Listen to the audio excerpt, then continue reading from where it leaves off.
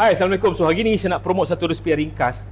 Saya nak ajar Chef Wan ni macam mana cara nak prep ni. So bahan-bahan dia quite simple guys.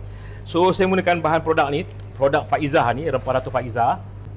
Okey, bahan-bahan dia sebut rempah kari daging Faizah, sebut hitam manis, sebut ketumbar, lengkuas, bawang merah, bawang putih, gula, garam, sebut perasa dan juga halia.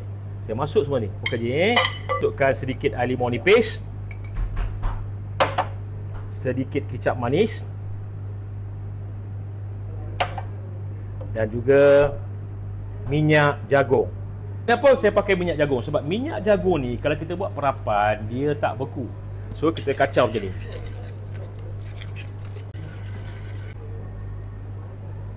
So kita perap lebih kurang 15 minit.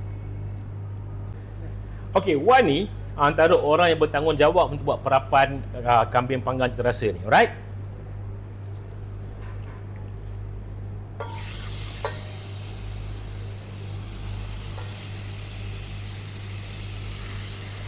Semasa kita grill ataupun pan fried, saya masukkan daun pudina, saya masukkan serai dan saya masukkan mentega.